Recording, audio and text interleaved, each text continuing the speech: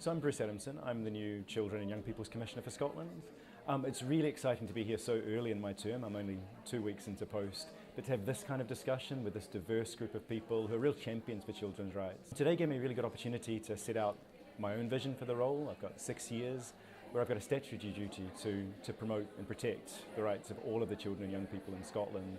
And the people in this room and the people that are watching this and the people that are engaged are going to be key partners for me. So I talked a lot about the origins of my office, the fact that it really comes out of a desire by the international community to ensure that there's domestic actors, independent, powerful actors, to monitor and implement children's rights at a domestic level, to support the work that they do at the United Nations and the Council of Europe and other places to ensure that states keep their promises to children. And so a lot of the way that I'll be doing that over the next few years is holding government to account, meeting with the highest levels of government to ensure that they take their obligations to children seriously, working with public bodies to make sure when they make important decisions around how they spend budgets and how they deliver services that they keep the voice of the child and the rights of the child central to that. And working with civil society to support civil society to do its role. In Scotland, we're so lucky we've got this vibrant, energetic civil society with so much expertise, working so well with so many children and young people. My job's to make sure that they've got the space to do their work and to come in and support them where they want me to and where I'm going to really add some value, but not to duplicate the work that they're doing, but to really strengthen the voice of civil society, which really is the voice of children and young people. And also to work with academics. And one of the strong things that we've been hearing through this seminar series and today was the powerful need for a research base and evaluative tools and methodologies and monitoring to ensure that we're monitoring our progress, learning from the experience. And I'm looking forward to having the Minister for Children here this afternoon. I think it's a really good chance for us to discuss the whole series and what he's taken from it, and for him to set out the government's vision on how they're actually going to implement the Convention on the Rights of the Child and all of the other international obligations, and for us to start a dialogue on how that's going to happen. So something that I learned today was about the role of the Children's Commissioner in Scotland. What I found really interesting was learning about the fact that his role is statutory, meaning that if anything was to happen, that it can't be taken away. I think that's something that we need to learn from. I think there's a lot of organisations like the Youth Parliament and Young Scot and the Children's Parliament who, if they were statutory, would be so much more powerful in actually ensuring that young people are meaningfully involved in the issues that affect them. As the young people themselves have highlighted, the importance of children's rights really demands progress, and we need to do all that we can to advance them. And what I've argued here today is the importance of using the UNCRC's general measures of implementation in order to inform those efforts in a participatory manner. And I've specifically talked about 5 general measures to complement the previous seminar series. The first general measure that I talked about is the importance of education, awareness raising, and training. The second general measure that I talked about today was monitoring, and what that involves is the importance of collecting and analyzing data or information about children's rights and reporting those results so that people can become better informed. Then I've talked about the third general measure, which is the coordination. And what this means is it typically is understood in relation to government departments, but I also think it's important in relation to the spectrum of activities that are happening across civil society. The fourth general measure that I highlighted today was the national plans of action. Plans of action are really important to provide the roadmap to support implementation over time. Budgeting is the last general measure that I talked about, and budgeting is really underappreciated generally with respect to children's rights, but the reality is it really does provide opportunities to see the commitment for children's rights in practice.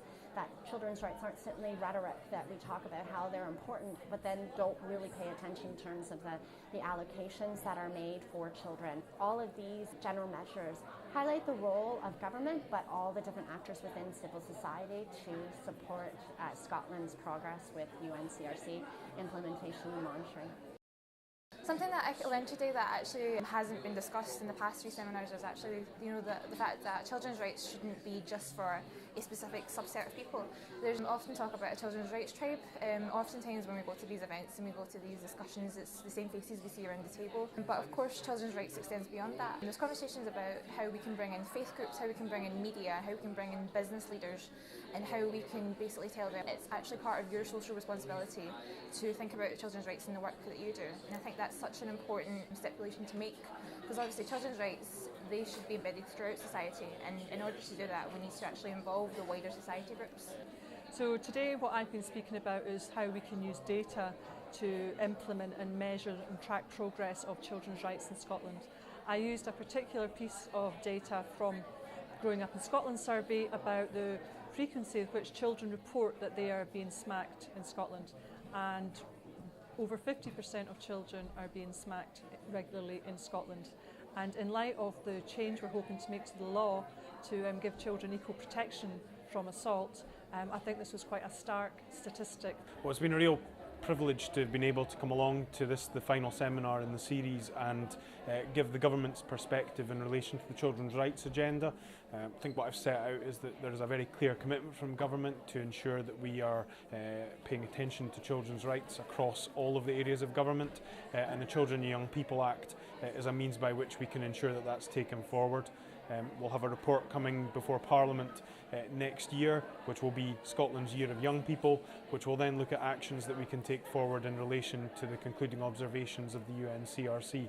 But it was great to be able to be here to listen to some of the views and perspectives from some of our key stakeholders and also from young people themselves about the things that they want to see us doing and the areas that they want to see us focusing on. And that's work that I can now take away and speak to my colleagues in government about and look at how we can continue to advance this agenda. So today Mark MacDonald addressed the delegates and spoke about the work that he and the Scottish Government are doing to ensure that the UNCRC is implemented in Scotland and that Scotland can be the best place for young people to grow up. I was really happy that he mentioned the Cabinet meeting that took place with the Scottish Cabinet, the Scottish Youth Parliament and the Children's Youth Parliament.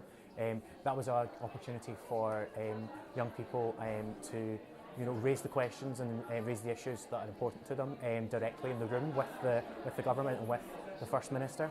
And I'm glad that he has reaffirmed the message that that Cabinet meeting is going to be annual for the foreseeable future. I think it's a great move. It's going to solidify the importance of young people in the democratic process, but I don't think it goes far enough.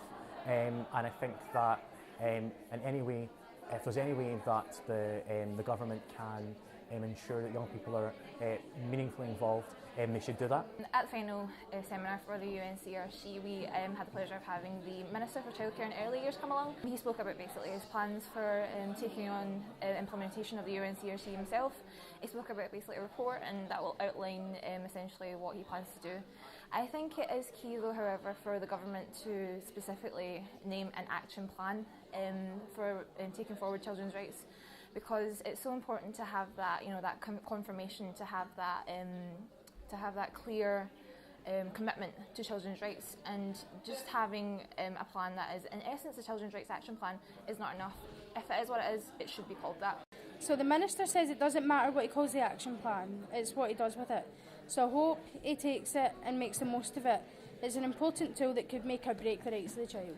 So today was the last of the series of 4 seminars, and it was very much looking at what we'd learnt about law, about policy, about practice and children's rights, and deciding what key actions we need to take forward from here.